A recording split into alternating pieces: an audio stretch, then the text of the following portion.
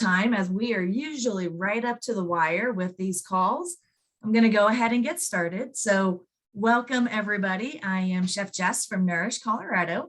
This is our September LoProCO call. So we are doing monthly calls all around the topic of farm to school, what's possible, who are the resources, who can help you, ideas around marketing, ideas to really help you all continue to further and build your foundation for making farm to school happen where you work. We also feature culinary videos in all of these calls as well that share some good fun facts about the produce that we are featuring. They give you a couple good recipes as well. And all of these recipes are shared after the call, along with the fact that we are recording these calls, and we also post them to our YouTube page so you can find them there as well. So welcome, glad to have you on the line because we have a great call for you all today. So today, what we are talking about is how our USDA, our United States Department of Agriculture, the Food and Nutrition Services, how they support farm to school. And we have a guest speaker today, Andrea Alma from USDA will be chatting. She's the Mountain Plains Regional Farm to School Coordinator. So it's wonderful to have her on the line. And then we are focusing on peppers and chilies. So if you all are not aware and you haven't smelled them in the air, you haven't seen the stands all around, now is prime time to start buying fresh green chilies, especially if you can access those Pueblo chilies. This is the time to get them and get them roasted. And I tend to buy bags and bags and bags of chilies and then stick them in my freezer so that I have green chilies at least throughout the winter months. And then I start dreaming about them again when May usually comes around, because by then I've already gone through all of my chilies. So hopefully you're grabbing some of those. And I know some stands that even do buy one, get one free. And those are always on my radar as well. So this is the prime time to enjoy chilies.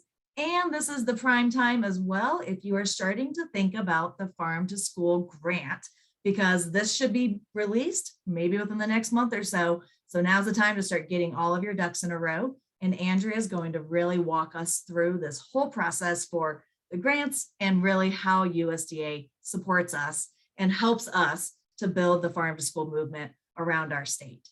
So I'm going to turn it over to Andrea so that she can begin and introduce herself. Hi, everyone. Hopefully I will be as exciting as green chilies. I'm not sure if I can meet that bar, but lead for USDA food. And I don't know if this is me, Andrea, but you are breaking up.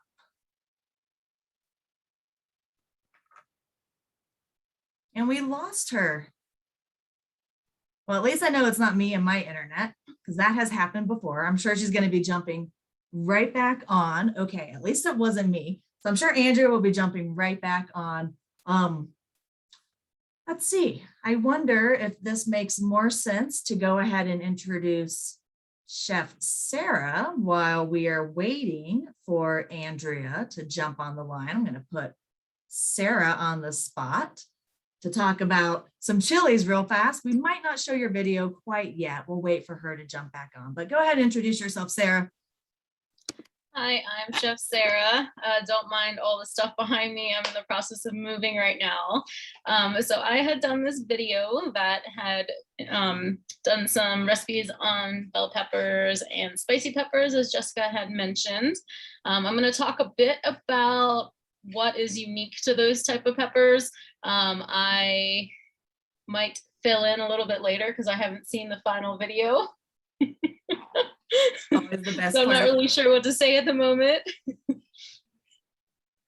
Nice. Thank you, Sarah. And we do have a really couple great videos to share as well. So don't worry, Andrea. I just did a quick little, I had Sarah introduce herself while you popped off. So we'll pass it back. Sorry about that. I hope that doesn't happen again. It just bonked me off. Apologize. Okay. Welcome back. Thanks. All right, I'm Andrea. I'm the Farm to School Regional Lead for the Mountain Plains Regional Office of Food Nutrition Service. So I'm based here in Denver, and I work with 8 states to try and really support farm to school in those states, including Colorado. And Congress actually created the Farm to School program at USDA in 2010 with a provision in the Healthy Hunger Free Kids Act that basically directed USDA to work on distributing grants for farm to school, providing training and technical assistance to support local foods in schools, and to really conduct and disseminate some research around best practices and how to move the work forward. So next slide, please, Jess. I'm going to talk about these three kind of buckets of work. So let's start a little bit with technical assistance. Like I mentioned, I'm in our Mountain Plains Regional Office, which is the kind of darker green zone here. We have 7 regions. So if you have any counterparts or colleagues in other parts of the country, you can contact the regional lead for that area. We only have, unfortunately, 3 of us in place right now. So we'll be doing some hiring. So if you are looking for a farm to school gig, hopefully those are going to get posted soon.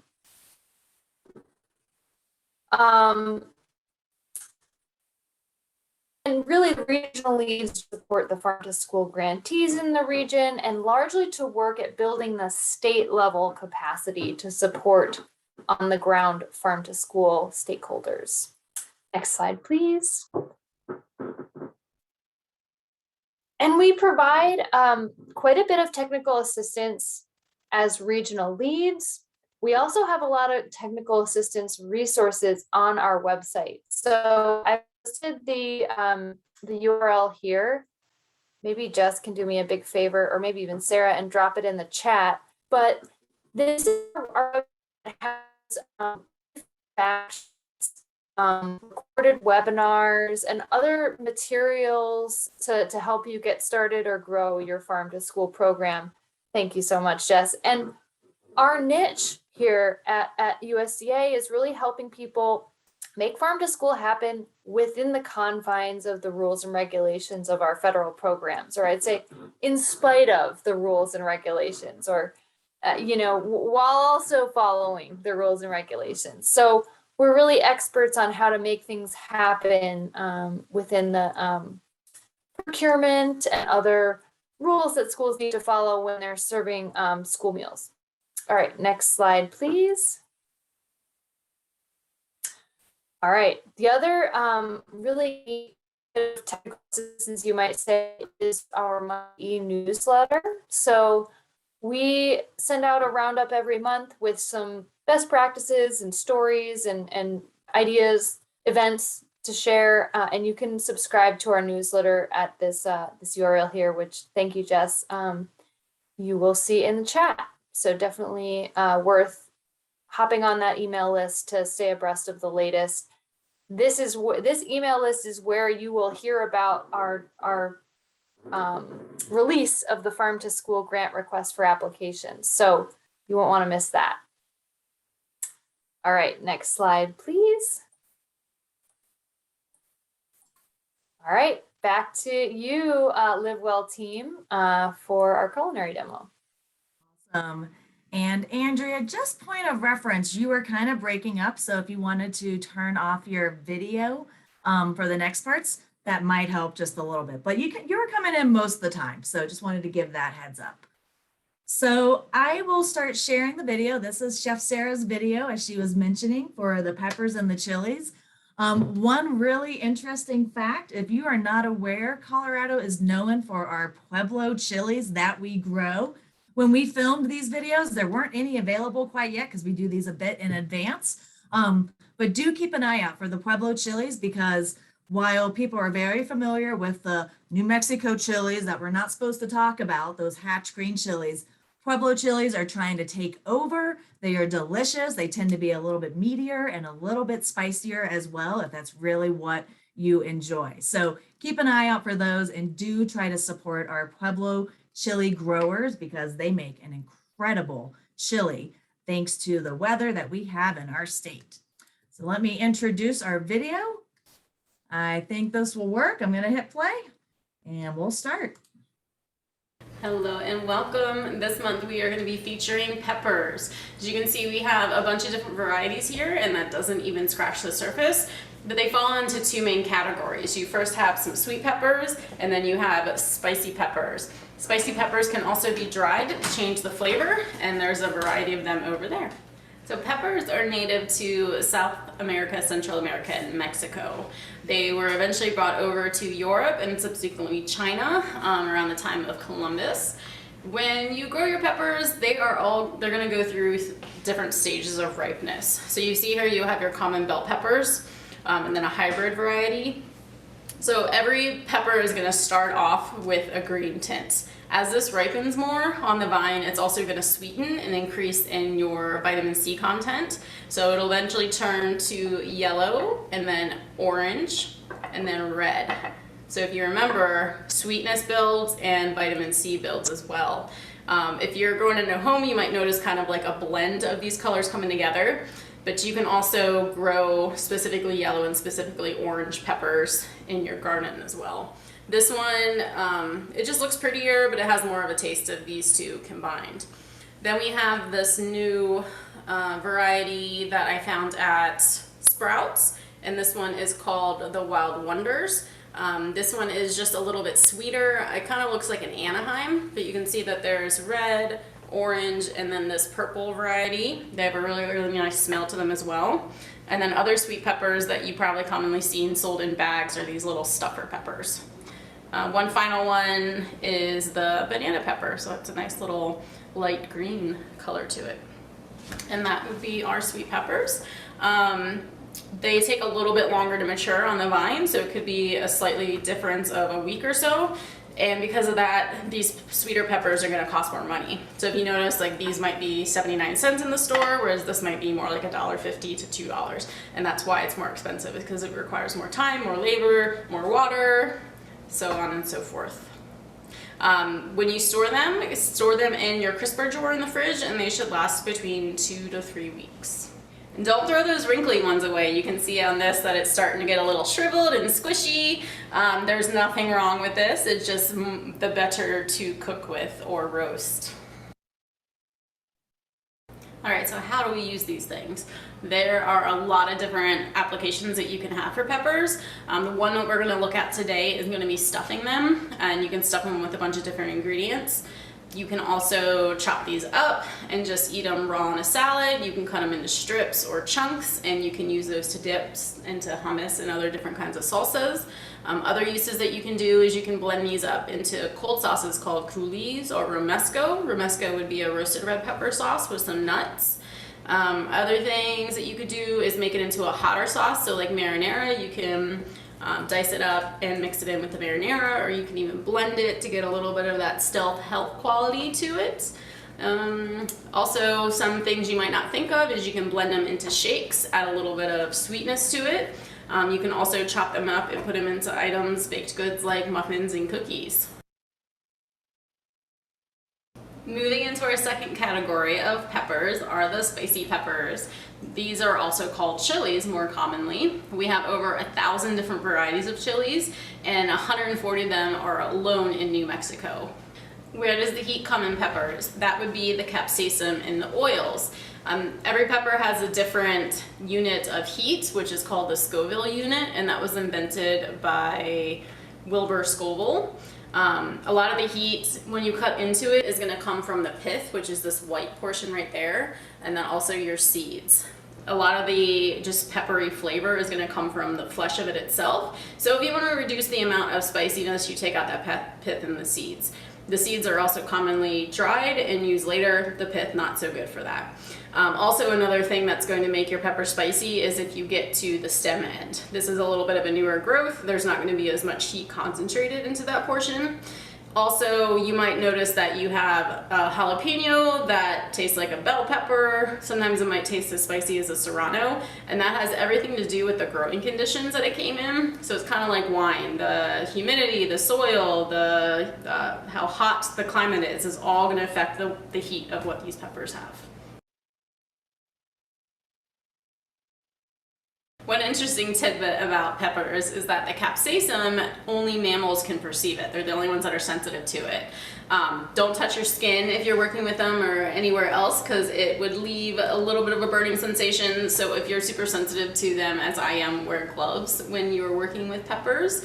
But just kind of one little tidbit about how they spread and mature is that birds will eat the seeds and then go and, you know, poop around, and then the pepper plants will reproduce. Okay, moving on to dried peppers. Some dried peppers have a different name to them, which I'm going to point out in a second, but you can notice that these are just a dozen or so of them.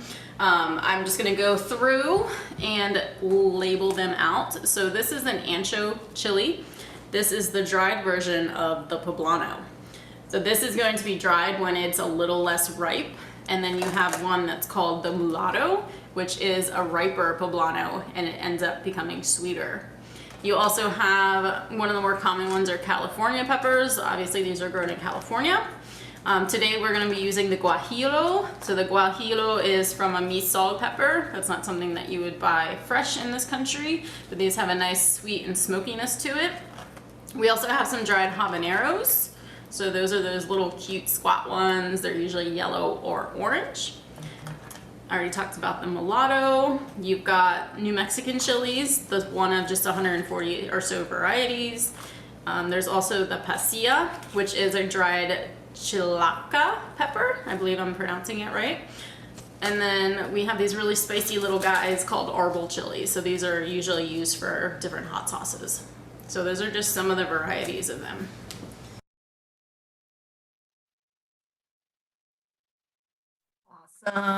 So that was our introductory video for the chilies. And as you can tell, we just barely touched the surface when it comes to all the different types of chilies that we grow just around the country, around the world, and even in our state as well. So I'm going to turn it back over to Andrea so that she can share some more about Farm to School Census, which just recently was released. We'll see how the video quality is now. You're muted. Yeah. Shows.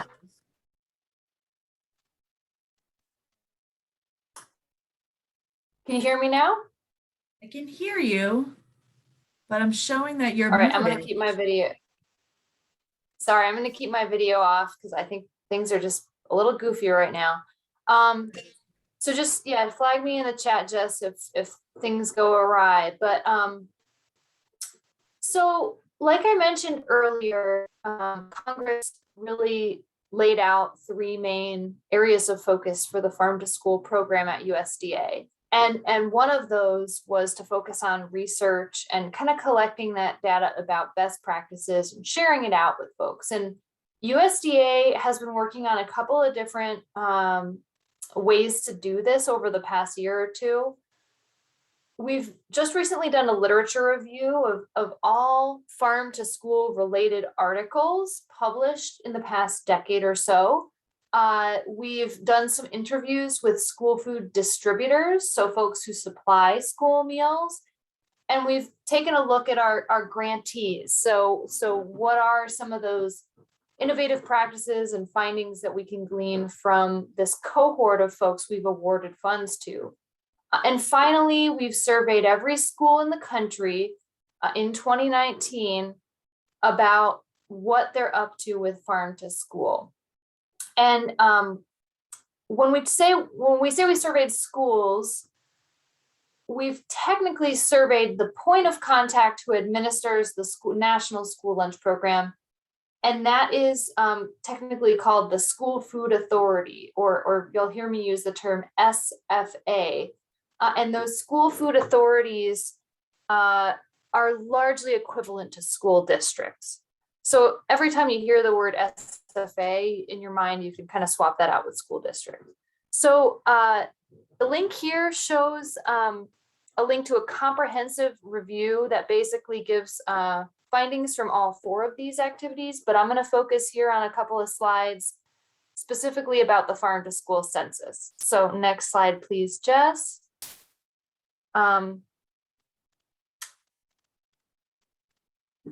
Actually, let's skip this one, please. Yeah.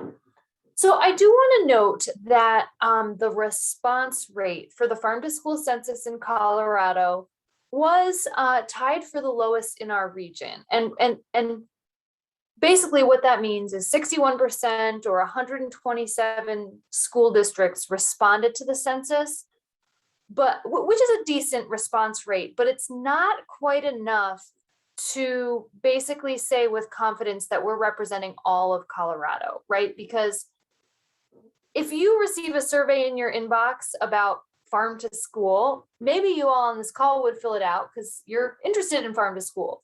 But if you're not doing farm to school in your district, you're busy, you don't want to, maybe you skip over that survey. So we're a little concerned that we are over-representing farm to school participating districts because of this low response rate.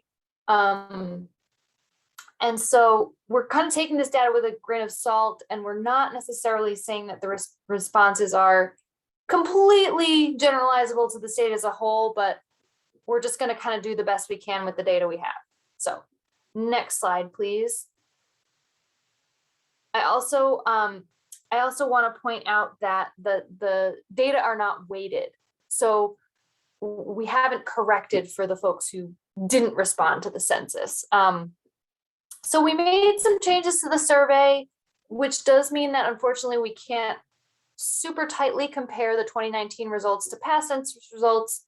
Again, there may be some bias between the folks who responded and those who didn't, and the state figures are not weighted. Got to put all the disclaimers up front here before we dig into the data. All right, next slide. So here are some kind of facts and figures. This slide shows the percent of SFAs who responded to the census that participate in at least one farm to school activity. And Colorado here is kind of trailing in our region. And what this tells us is that, we don't have the highest number of folks who are doing something or anything. What this means is that from a list of 30 activities that respondents could select, we didn't have a ton of folks here in Colorado who selected one of those activities. And you'll see later on that this isn't the full story here, but we are below the national average on this metric. All right, next slide. We also see here that only 40% of those SFAs who respond to the census are serving local foods in school meals. Again, Colorado is kind of trailing in our region on this one as of the data collection, which was in 2019, a little bit below the national average. So next slide here. However, Colorado is leading our region in terms of the folks who responded to the census and indicated that they have at least one edible garden in their school district. So really strong showing above the national average for school districts that have edible gardens. Next slide, please. And Colorado really is at the helm of our region here when it comes to long-standing farm to school programs. So over half of the programs in Colorado have been around for more than 3 years. We have a lot of really long-standing farm to school programs compared to the rest of our region, compared to the country as a whole, which is really neat to see. Next slide, please. And one of the other things that's really interesting that we asked schools in the census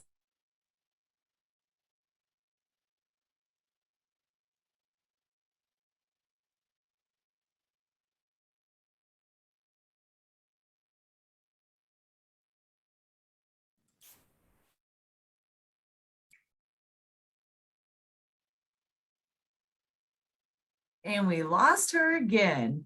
That is funny. She is saying she's been on Zoom calls all day, and then she jumps on this one, and her computer is not liking her to continue working. Maybe it's a sign for all of us, but that is okay. So I am happy to continue talking about the farm to school results because this is something that I have been deeply steeped in as well. And I think what's really interesting to see about this is that the DoD Fresh Program, which is an option that school districts have to be able to purchase their local foods, their commodity types of foods, as the Department of Defense. I won't go into the weeds with how the Department of Defense is involved in school food, but this is a really fantastic way for our schools to actually purchase local.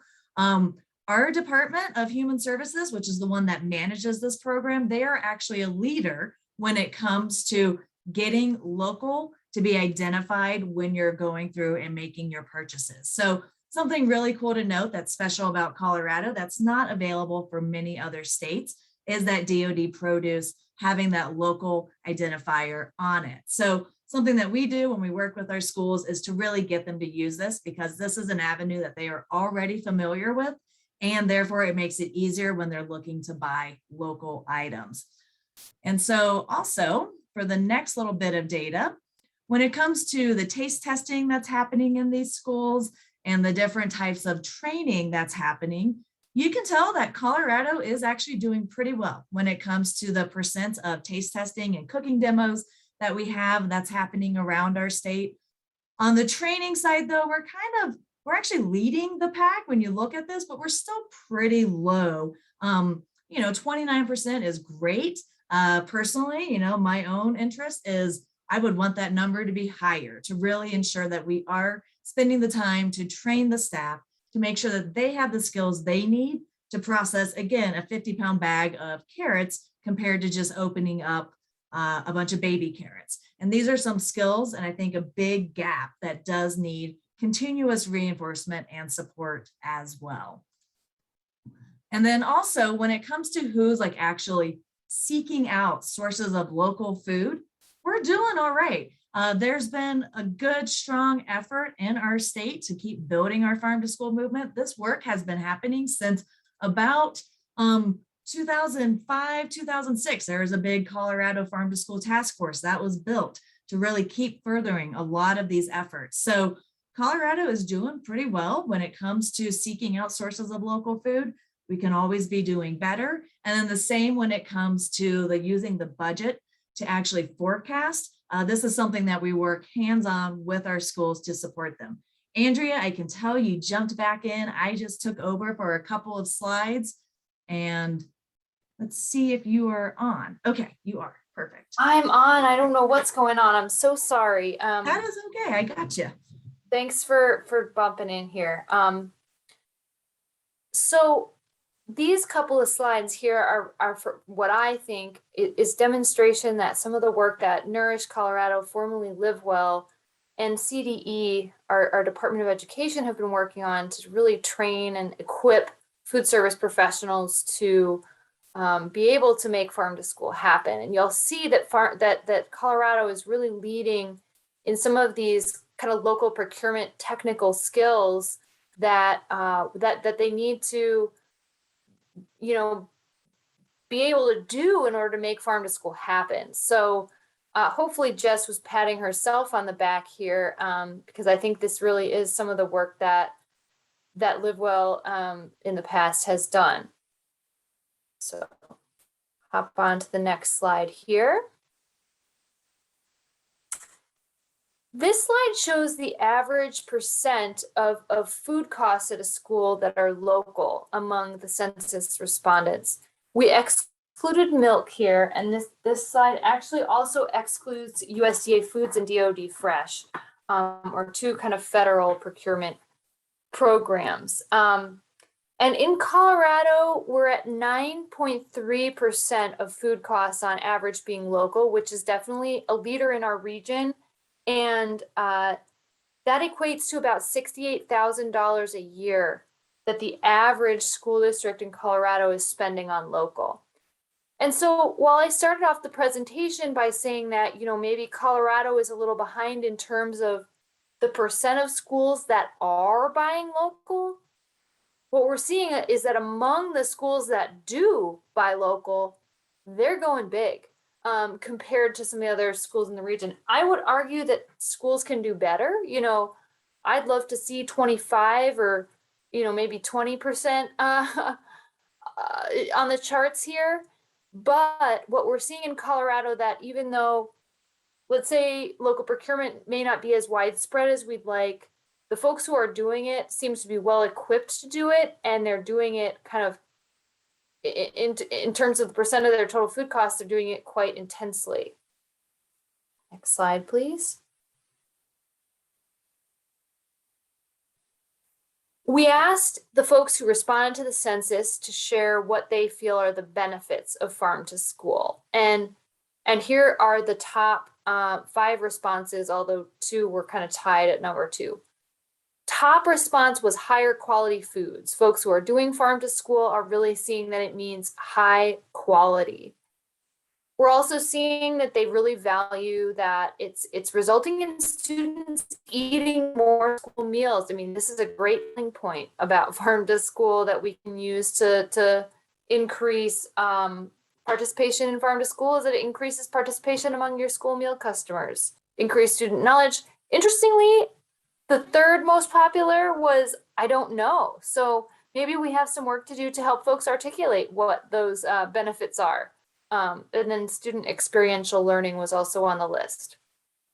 And then when it comes to barriers, these really center on finding and affording local food. So limited availability, hard to find sources, cost, local food's unavailable from primary vendors, and then difficult to maybe, let's say, have a separate process for local versus non-local food procurement. Next slide. All right, back to the Live Well or the Nourish team for a culinary demo. Pull up the next one. So now you can see the recipes that Let's get cooking. that Chef Sarah is going to be making for you all today. And I get to taste all of these, and they're very delicious. Let's get cooking. This is our recipe with the sweet bell peppers, and we're gonna stuff it with a quinoa and edamame filling.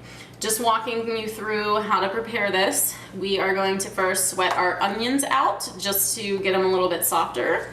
This is optional. I'm gonna add some baby portobello mushrooms in here. That's just gonna give it a little bit more flavor and some umami character to it. Once those are cooked down and soft, then we'll add a good amount of garlic and then also some tomatoes. You can use vine-ripe tomatoes, Romas, anything you have in your garden, whatever your preference is. That's gonna cook down for about 10 minutes, and that's just gonna make a very simple mushroom tomato sauce. While that's cooking, I'm going to make the quinoa aspect of this. So the quinoa you definitely want to rinse off to get some of the bitter tannins that are on here. And then I'm gonna cook this partially in some vegetable stock. I don't want to cook it all the way, because if I do, then it'll just get really soggy when it continues cooking in the oven. Once this is part cooked, I'm going to add the quinoa, the cooked quinoa. So here's some cooked stuff right here. Parsley, fresh parsley from Jessica's garden, some mukomami. The mukomami is just shelled edamame. And then salt, pepper, mix it all together, add some red pepper flakes for spice. And then we're gonna put it into the peppers, and we're just gonna put the tops on. I'm gonna put a little bit of water in here to help steam it out, cover it tightly with foil. And after about 40 minutes at 400 degrees, then we'll check them. If these are soft, take the top off, crank the oven up, just let it get some color on top.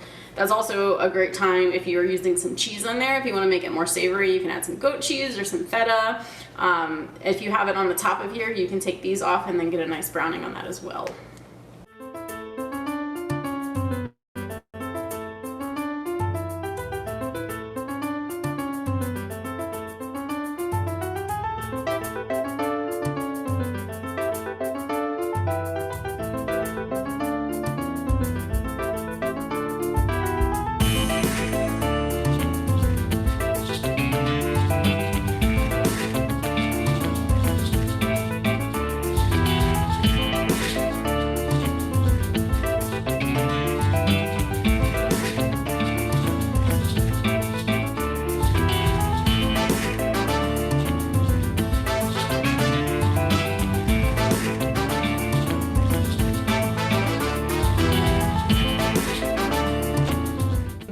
Ready to stuff our peppers. This took about 15 minutes in total to make, The quinoa is still only part cooked, but I seasoned it throughout, and now I'm going to stuff them in the peppers.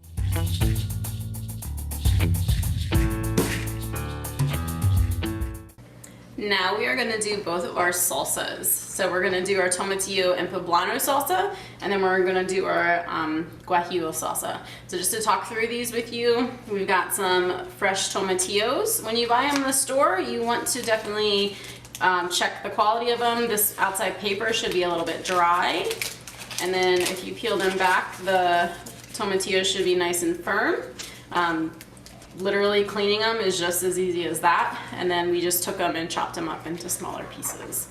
Over here, poblanos are just diced up small. You can do a little more chunky. The options with this is that you can either leave it chunky because we're just gonna cook it down, or you can blend it up to have it as a sauce. So what I'm gonna do with this one is I'm just going to saute everything together, add some lime juice, add some coriander to it, some salt, and that's my salsa. And then for the Guajillo chili, this one's a little bit more complex, but I'm going to take my dried guajillos, I'm going to take the stems off and the seeds out, and then I'm going to toast them in a pan with some oil until they get black. So that's just going to bring out the flavor, it's going to make it a little bit more smoky, and then it'll wake you up and make you sniffle a bit like I'm already sniffling. At that point, then we're just going to take all of our other ingredients. We've got onions, tomato, garlic, some jalapeno for some more spice, and we are going to simmer that down with a little bit of water. We want to make sure that this is completely covered, and what that's going to do is this is going to soften these up a bit. So it takes about 15 minutes or so. At that point, we will season it with some cumin, some oregano, salt, pepper, and then blend it up in a food processor. And that is your basic rojo sauce for anything like chilaquiles or enchiladas. Pretty much the possibilities are endless. So like a basic red sauce, basic green sauce for Mexican cuisine.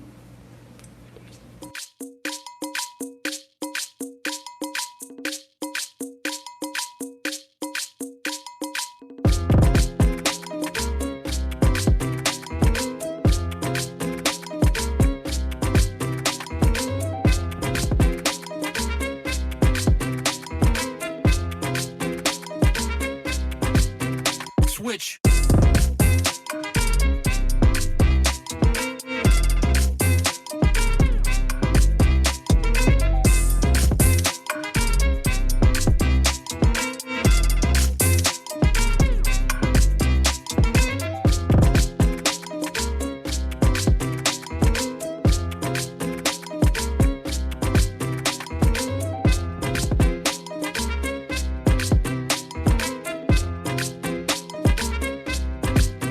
Switch.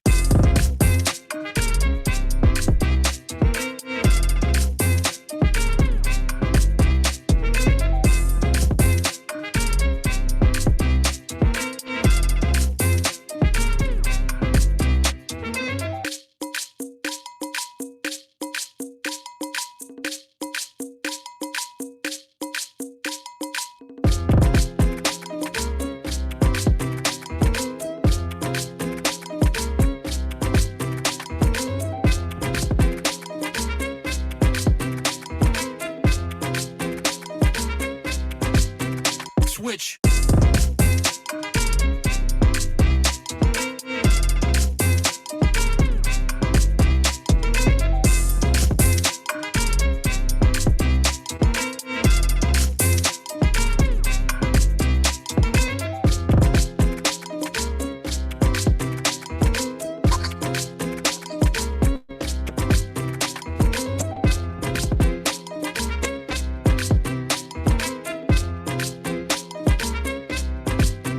Switch.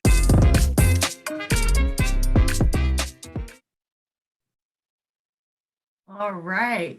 So that was our video. We'll show you the final product here in a little bit. I am going to put Chef Sarah on the spot and see if she would have anything else to add before we pass it over to Andrea for the Farm to School grant section.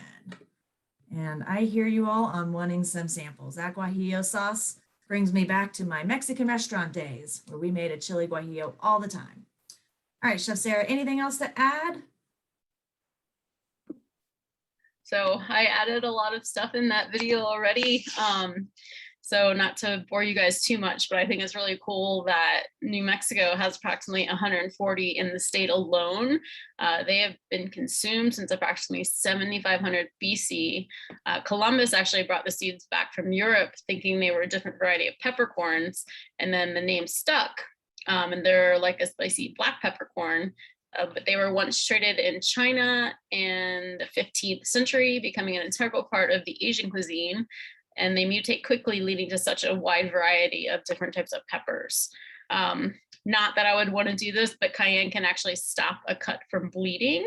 It can also help to equalize blood pressure and allow for a wound to clot more quickly. As a topical oil, it may help to reduce pain in muscle and bone inflammation. So you might have seen different like roll-on oils for that kind of thing. And another cool fact is scientists believe that capsaicin in peppers exists to keep infestations of fungi at bay. Insects like to poke holes in the skins of fruit, and as a result, harmful fungi can make their way in. To combat this, a pepper's capsaicinoids can slow the growth of the microbes. Since birds are immune to the burn, it doesn't affect their appetite, and the plants can still spread its seeds successfully. To prove this theory, scientists have found that peppers growing in areas with a lot of insects tend to be much spicier than others living in a bug-free zone. I just thought that was super interesting. But yeah, there's lots of information on different types of peppers. I hope you guys get a chance to try those recipes. They're a lot of fun to make.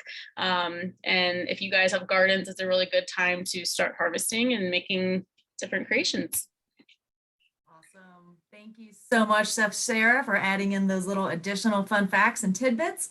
I will say I've heard about a chef, I'm drawing a blank on his name. I think it's Dan Barber from it's on the East Coast, Stonehill Farms or something, but they're doing a whole thing where they are trying to create a red pepper egg. So they are feeding all of their chickens red peppers and trying to get an egg that not only is like bright red in color, but also has a bit of that flavor too. So just really cool little fun things that our chefs and ourselves tend to find when we're just doing some research for these videos. All right, I'm going to pass it back over to Andrea for Farm to School grant time. Well, thanks, Jess, and fingers crossed that I can stay with y'all here. Well, our Farm to School grants are another result of this law that Congress passed to really make sure that USDA is supporting Farm to School. And what's good about these grants is that they are really sort of choose your own adventure to make your Farm to School goals happen, right? We have a broad mandate to increase the availability of local food in schools with these grants, but they can be used to start new Farm to School programs, expand existing efforts, and really support the suite of activities that's right for your community. So they're not sort of a prescriptive grant program, but rather in most cases, a way to fund what you already have going on or what you feel is best for the community you're working in. So next slide, please. Who is eligible to apply? A variety of different types of organizations, ranging from nonprofit organizations to Indian tribal organizations and sort of all sorts of different organizations, notably not university extension programs, although they can certainly be partners. Hospitals also can apply. You know, we have just a handful of folks who really can't apply. Individuals can't apply to our grant program. Next slide. Oh, looks like I outlined it here on this side. Just to reiterate, again, these folks can be partners, but they can't be the lead applicant on the grant. Slide here. So we have a couple of different what we call tracks for the grant program, and the tracks are basically kind of different flavors of the grant. So the implementation track really is that choose your own adventure track where you have up to $100,000 in 1 or 2 years to really design a set of activities that you want to accomplish that needs to be accomplished in your community. Next slide, please. we have this track because, again, your community kind of knows best what you need. And so you need to kind of prove to USDA here that the activities you say you're going to do are going to increase access to local foods in schools and have a component that that focuses on teaching kids about where food comes from. And you use this chart that I'm showing here in your grant application to show us that the activity you're choosing, tell us all about it and how it's going to kind of play out over the course of your grant project. So this is like this table here is a major part of your grant application to really tell us what you're going to be up to with your grant funds. Next slide, please. The turnkey track is a little bit different. Here is a grant type where you have some predetermined specific activities that USDA has kind of preset for you. And by kind of taking out some of that choice or self-determination that we see in the implementation track, you get a shorter and simpler application. So if the turnkey track is something that fits for your community, then you can really kind of be glad that you don't have to go through the full implementation application, but rather you have a bit of a simplified process. Next slide, please. These grants are a little bit smaller, so up to $50,000, and they're focused on a handful of different projects: developing an action plan for your farm to school program, developing or implementing an agricultural education curriculum, or building or expanding an edible garden project. So again, if any of these kind of topic areas sound up your alley, these might be a good place for you to look. There's also a specific producer training one that is only for state agencies, and I don't see anyone from a state agency on the call, so I'm not going to mention that one. And then again, here is a major part of the turnkey grant application where you have to tell us kind of the activity that supports your turnkey grant, and then well, those are already pre-populated for you, and then you just have to let us know who's doing it, what it's going to look like, and what the proposed timeline is. So a little bit of a simplified application here. Next slide. These grants may be used to fund a variety of different expenses that you need to expend in order to do the activities you say you're going to do. Everything from staffing to contractors, travel to go visit other model programs, training costs, or the cost to attend your own trainings. You're just sort of making it clear to USDA that these specific costs that you're proposing are applicable to your grant, allowable, and then reasonable and appropriate. And you know, this can range from buying salad bars to buying, you know, spending money on promotional materials, maybe spending money to film beautiful videos, cooking demonstrations like the ones we've just seen. Those are all eligible costs for the grant program. Next slide. And just to note, some of these here that you see on the slide are not allowable with the grant program. Food is allowable, but it has to be kind of part of an activity or training, and it can't be more than 10% of the total project. You know, the goal of the grant is not to buy local food for your school meal program.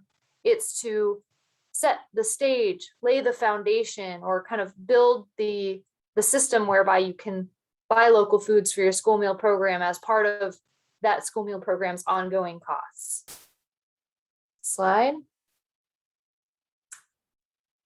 And here's just a snapshot of how you would kind of demonstrate your budget to USDA. You're kind of taking these major budget categories and kind of telling us what you're spending under those major budget category line item. You're explaining the line items under each category. Slide. You do have a match requirement for this grant program. Basically what this means is that USDA, or the federal award amount, is going to be no more than 75% of the total project being the grant plus the match. So if you're requesting a grant of $100,000 and your match is $35,000, your total project is $135,000, and your match has to be at least 25% of that. So in this case, it's 26%. So this grantee is doing well here because they've met the 25% match threshold. Next slide, please. I will say one more note about the match, in that your match can be comprised of in-kind services. So it doesn't have to necessarily be cash, right? So you can count, let's say, the volunteer hours that are spent on your project. You would sum up the value of those dollars, and that could contribute to your match. Things like, well, kind of the sky's the limit in terms of some of these in-kind donations. And if this is a sticking point for you, definitely reach out to our team and we'll help you navigate that match requirement. Here are some steps to really set you on the right track for applying for this grant program. Now, it's a little tricky here because we are about to release the next round of grants, right? What I just described for you was basically last year's grant process, and there may be some minor changes coming out. And so what I would recommend is that you sign up for the DIRT using the link that Jess shared in the chat earlier. And you can also at this time maybe browse last year's request for applications, which is available on our website if you click on grants, so that you're familiar with what the RFA or request for applications looks like, and you can kind of start to think about what your project might look like as well. So then once the grant application comes out next month, you're going to want to read through that RFA and really digest it. You're going to want to check out some of the resources we have available on our website too, such as some frequently asked questions and some other documents to kind of make sure you have everything you need to apply, make sure you're an eligible entity, and then you really want to get set up in our grant system. So that would be get a DUNS number and a SAM number, which are two systems that you need to be established in order to apply for the grant. Choose your track, define kind of what your project is going to look like, and then translate that into the grant narrative. Generate your budget. Some folks like to do that first. I know Becca Jablonski shared on an earlier LoProCO call some of the strategies for successful grant applications in the federal space. So, these are not necessarily in the right order for you, but you'll want to really make sure you're submitting that grant in grants.gov before the final day. I cannot tell you how many folks we have trying to apply at the final hour, and due to some reason or another, they're not able to submit their farm to school grant. And unfortunately, we do not and cannot make exceptions for that. So start early, reach out for questions as you're applying if this is something that's of interest to you. And we have a lot of funds to give out. This year, I think we're going to be giving out around $15 million, which means that a lot of folks who apply for this grant get it. And so there's a really big opportunity here to pull down some funds for your farm to school program. All right, next slide here.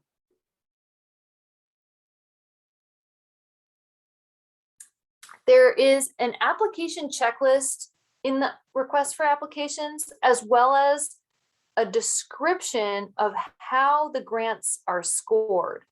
These are two things I just wanted to highlight to you because they're just kind of really helpful go-to documents to help make sure you have a really strong application. So keep an eye out for these when you see the request for applications come out. Like literally the scoring criteria here are what the reviewers are looking at as they're assigning points to your grant. So you'll want to make sure you're looking at it from a reviewer perspective and thinking about how you're covering all of those bullet points. Slide. I mentioned it once, but I'll mention again, apply early. This is a visualization of grants.gov, which is the system where you apply. And again, you want to get those applications in early. Slide. Great. So I did link right here to last year's grant awards. That would be the FY fiscal year 2021 grant program. So feel free to familiarize yourself with that. And then we do have a section of our website that has resources for applicants, including the frequently asked questions that I mentioned. So that's another really great resource for you.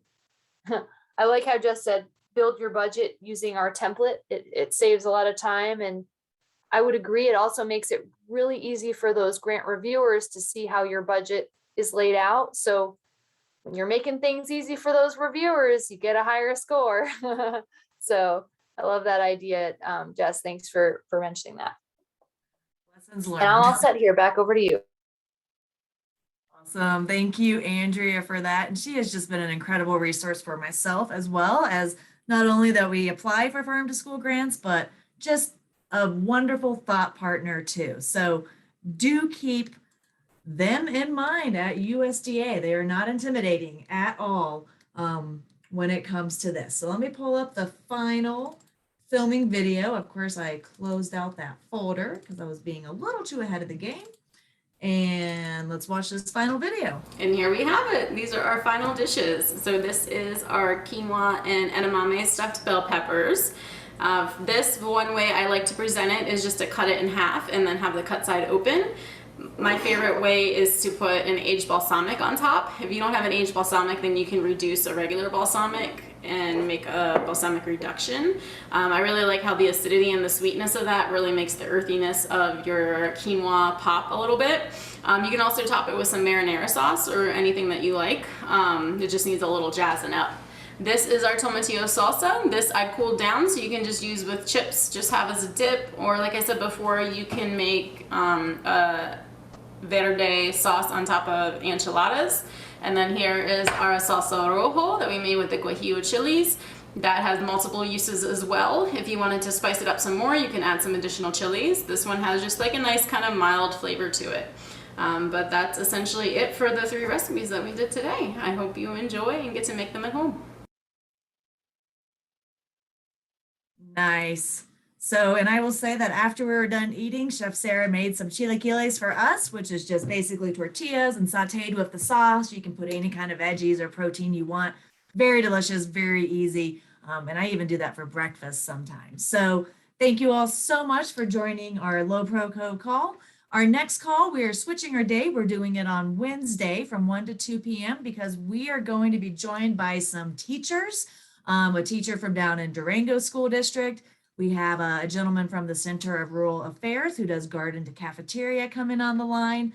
And then another person who teaches food systems education and starts developing student leaders in this space. So very excited to have them. And we're going to be talking about potatoes and carrots because it's root vegetable season when we're looking into October. So we'll see you all soon. Feel free to reach out. I will share the PowerPoint so you have access to all the links and the recording and also the recipes. Thank you so much for your time, and we look forward to seeing you next time. Have a lovely day.